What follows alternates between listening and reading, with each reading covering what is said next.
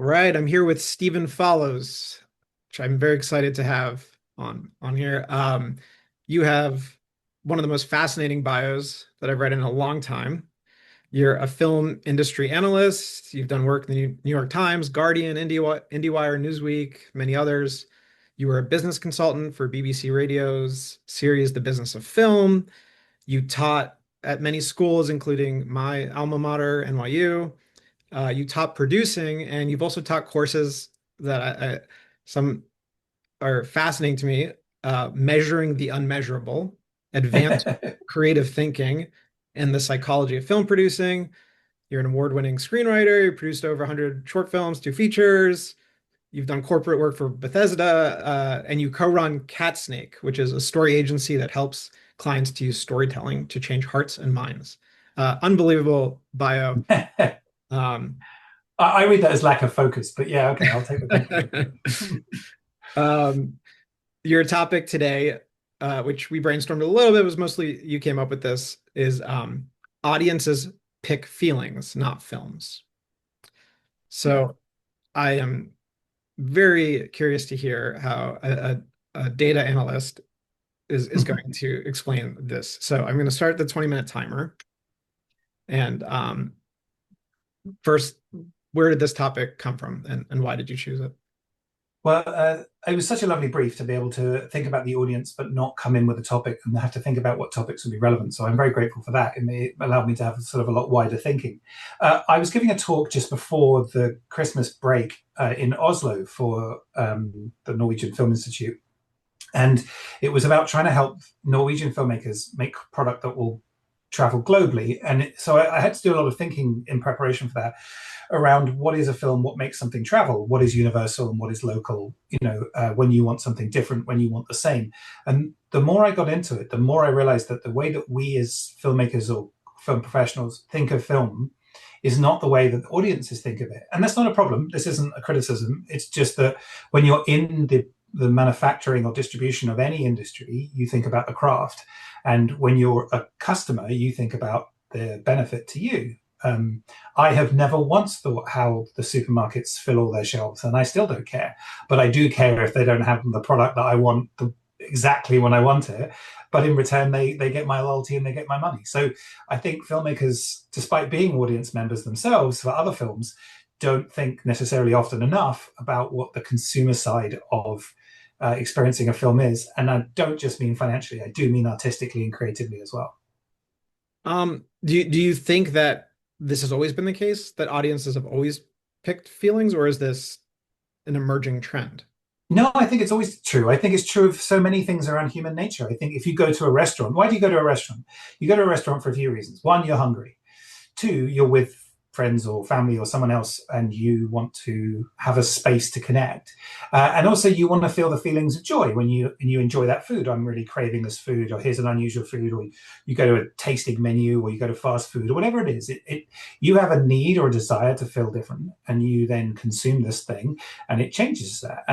But none of that is like, I do hope they've used a copper pan. I wonder where, like, in the world this salmon came from. Like, who does that? Like, no one, apart from people who really care about food, foodies, and mostly people in the food business. So I feel like it's always the case in almost everything, but we have to remember that more in film. Well, I think for those of us who feel that we've been living in a bit of a dystopian independent film ecosystem, to use that logic, perhaps the feeling that folks are continually choosing is familiarity.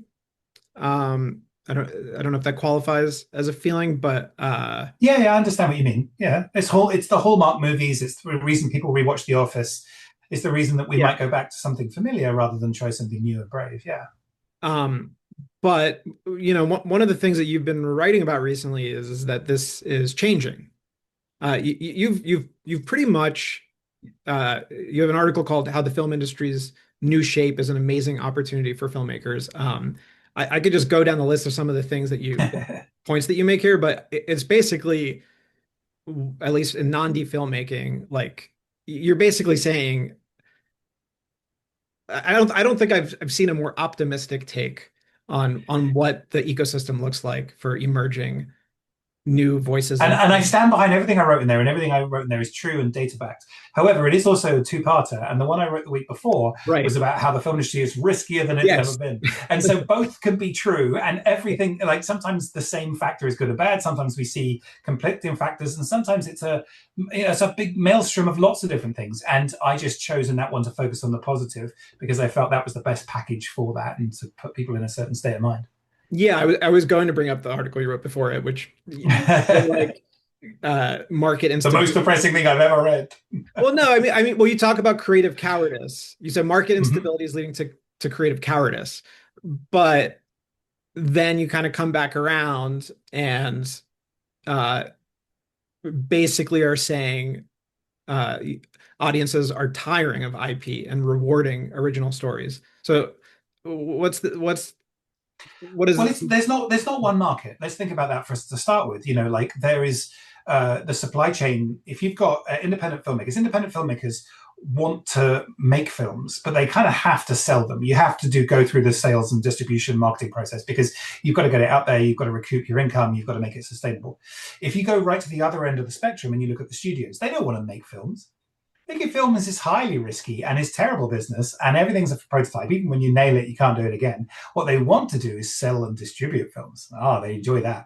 So they are wanting to sell films and having to make them. We want to make them and are having to sell them. And so that already you've got fundamentally different incentives in what we call the same market because maybe it plays in the same movie theater, but they're not the same product and they don't mean the same thing in the same way that your kids' school play the off Broadway and then Wicked are not the same products. I'm not saying one's better or worse, and I'm not equating independent film with high school play. I'm just saying that these are very, very different. And so audiences themselves are they're being given an increasingly narrower diet of derivative products, derivative in a technical sense, rather than saying they're good or bad, just that they come from something that already existed. And there are early signs that perhaps they don't want that, and that's what independent film does really well, which is fill in a gap that the studios don't want to or cannot fill. And actually, they cannot make a series of highly creative and brave films that occupy new and they just can't do that. They kind of have to make the thing that makes the t-shirt they can sell at Disneyland. So this does play in our favor if they are unable or unwilling to do a certain type of thing the audience wants. Your writing is extremely comes off extremely objectively like data Thank backed. you. I take Um, that as a compliment.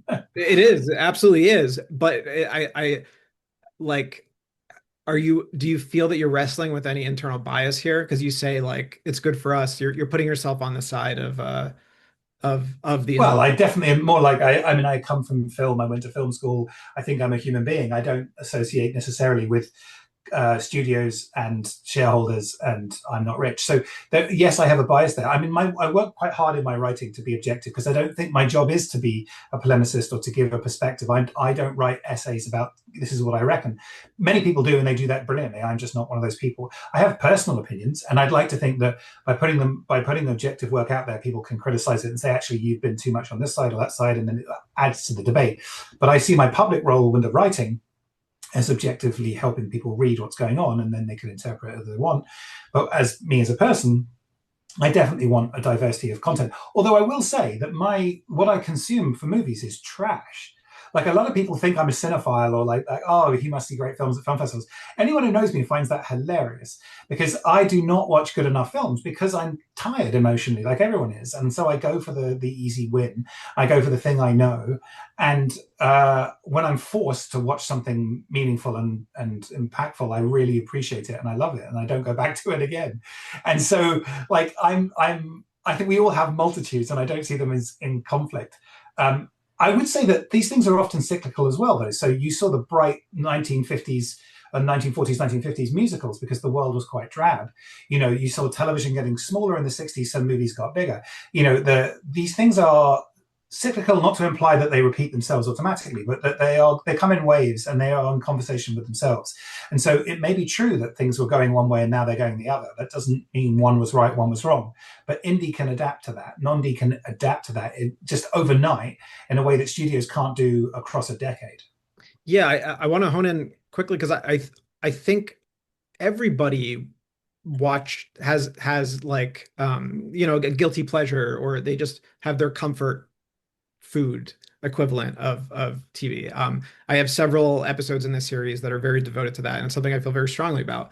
Uh, I consider myself a cinephile, but I also consume tons of what might be considered trash, and I love it. So, um, Good. I want to point to one thing because I couldn't help but notice when we were going back and forth about what this topic should be.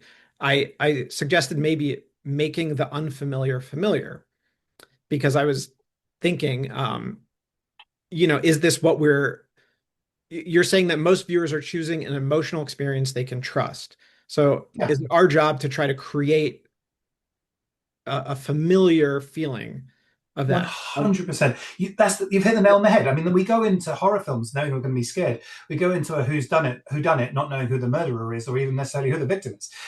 Not knowing something, not knowing what it's going to be is the essence of art. Like if I know what the story is and I know who done it when I walk in, that's not interesting. But there's a difference between not knowing and feeling confused or unsafe emotionally. And I think that we want a certain, like roller coasters, right? Terrifying, but if we don't genuinely believe they're unsafe, like I'd be Yeah. very worried if anyone was like, I might die. Like genuinely, we want a controlled set of feelings. And that's what story and cinema does so well, because we're like, hey, we're going to make you feel awful. We're going to show you babies dying. We're going to show you wars. We're going to show you atrocities. But don't worry, because it's a movie. And you're going to go, great, I want that emotional experience, or the equivalent of a breakup or whatever, if it is something traumatic. But within that, we have been given a box marked mystery, but we know it's a box. We know it's a movie. We know that it'll finish, and we know that it'll probably, from the story arcs and the films we've seen in the past, we know that it'll probably have a certain shape to it, and that's okay. And I Yeah. think one of the things that film can do badly when it's independent film is that you don't give people enough cues of where they should put their expectations. Like it's no problem that Superman flies, but if you have a 90-minute film where it's just Clark Kent and then after an hour he flies, that's a really hard sell. Dust Till Dawn is one of the very few films, and even then everyone knows going into it. Like Yeah. the poster is not unclear, right? The casting is not unclear, even the title, right? So we've got to do a better job in packaging our emotionally complex and maybe not risky, but like unfamiliar content in a way that makes people feel consumed. I'm going to have this now. People, to go back to the restaurant analogy, people have tasting menus where somebody puts something in front of them and just says, eat it. And you go, okay.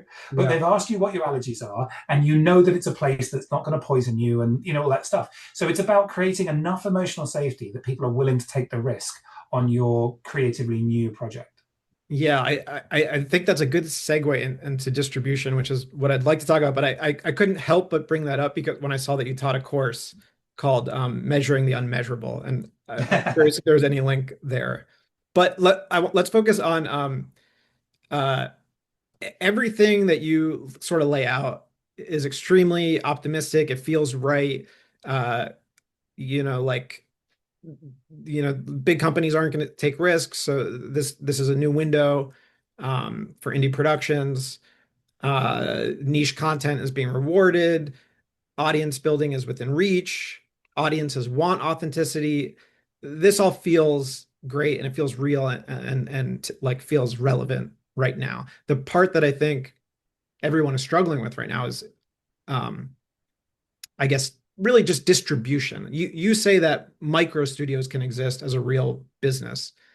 Does that exist right now? Are we going to see that happen? Distribution right now, I think, is a very tricky thing for non-D or independent filmmakers. I think it absolutely does. It just doesn't come in the shape that we necessarily want it to be. So quite often when there are advances or things that work, they solve problems, but not in the way we wanted them to be solved. And to some degree, we have to go away and try and come up with new solutions, or we need to adapt and realize actually this is just not the packet, not the shape I wanted it to be in, but it is the solution. So the solution here is about having a portfolio online or portfolio, it can be in person as well, but like a portfolio set of places where there is a certain place where you and if you use social media as an example, TikTok is maybe where you talk but you don't get very much money, but you get to meet your audiences. Then you do live shows and you get some money here, and you do some merchandising and you make a film and you do this and this, and whatever that works for your audience. It might be tiny, it might be huge, you might have to do lots of conversations, it might be that you have a huge number of people that pay $1 and that's it. But it is about taking control of your journey. Now, we want, well, I say we, but maybe I should clarify, filmmakers who've made a feature film want that to be the thing. They want that to be the distribution. That's not necessarily the thing. It might be it might be the headline, it might be the tent pole that everything else is around, and it might be your reason for doing it. But the distribution is not as simple as I have a film, I want the film to go to cinemas.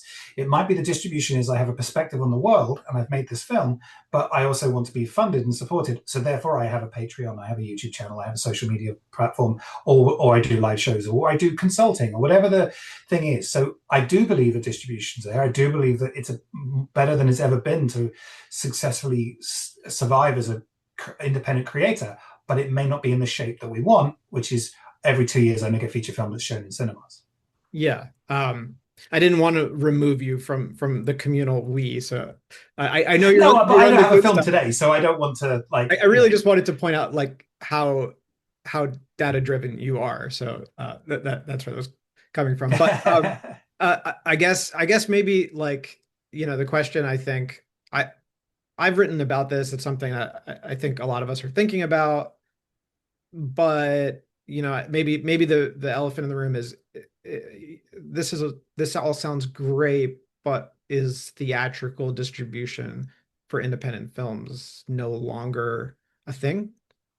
Well, I tell you what, I did have an interesting experience maybe God, maybe almost 20 years ago, where I left film school having successfully avoided any lectures and any learning, and then realized almost immediately that, oh my God, they were trying to teach me stuff I really needed to know and wanted to know. And so I went through my 20s doing a lot of watching the films I'd skipped out on and reading the books I really should have read with a sense of guilt. And one of the things I read a lot about was the early days of film and the early part of the previous century. As someone who's not necessarily particularly into history, I really enjoyed it. And one of the reasons I enjoyed it so much is it felt so relevant. There was a in the British film industry, there was a bit, I can't remember, it was 1917 or something like that. It was very, very early in the previous century, where one of the MPs stood up and said, look, the problem is the Americans are sending over all these films and they're squeezing out our independent voices. And like, it could have been copied and pasted for the time I was reading it, which was 20 years ago, and it'd be even more relevant now. And so I kind of built a theory from then onwards that the independent film has been in constant decline in a static, sustainable way. And it feels a bit like, I think it's Bill and Ted, where they fall down a crevasse and they're like, ah, and it cuts to a few minutes later and they're still falling and they're like, ah, and then it cuts to a few minutes later and they're reading magazines, still falling. And I think that that's perhaps where the independent artist lives, which is that everything I knew coming into it has been destroyed and is not working and is wrong, but somehow it's sustainable because we've always been in crisis. The independent sector has never had a stability to it, but that is its own stability. I mean, we were talking earlier on about Ted Hope, and Ted and I talk a lot about like what it was in the 90s and how it is so different now, but it will be different again in the future. And I think that what independent artists do outside of the art, which there's a whole load of things that make independent artists successful because of the art, but when it comes to the business and the practice, is they fill holes. They go the place where no one else will go. They invent the new technology. They use the new technology in the same way that the people that come in before gentrification comes in go to the place where they can afford the rent, which is usually a terrible place. And then they'll bring art, culture, and care and community. And then they bring it up and then they have to leave because it gets too expensive. That's kind of what we do. We go to the places that no one else is in. But that definition means we're always living in horrible places. But that's fine. That's kind of the nature of it. If you want to be comfortable in a suit, you have to go and work for the suits, and you don't want to do that. So I think that what we thought of previously as sustainable, which was the theatrical distribution, no, I don't think that exists in the way it did before. But that doesn't mean you can't have theatrical distribution. It just means that maybe it's now moved to a platform release like is it Hundreds of Beavers or something like that, where you hold the film back, you then put it out over a long period of time across multiple countries. Or there are other films that have done road shows with Q&As with the creators. You've changed it from I'm going to have a theatrical release to I'm going to have screenings in cinemas with people, but I have fundamentally I've adapted that around the rules today rather than the dream I codified and calcified in my head from 15 years ago. Yeah, I mean, Hundreds of Beavers must have come up in several of my conversations, and it's definitely a great case study. I do think like, the one thing that needs to be mentioned is they had like a 60 grand marketing budget. They paid for self theatrical distribution. Not every film is going to have that opportunity. Yeah, yeah, of course. But And the whole of the film industry, whether it's the indie film right up to studios, is about outliers and prototypes. everything is unusual, and that doesn't invalidate anything, but it does mean you can't copy and paste. But then that's the point. That's the same with stories. We have the same old story, but you tell it differently or a different perspective or in something new. And so everything is useful, but nothing is instructive.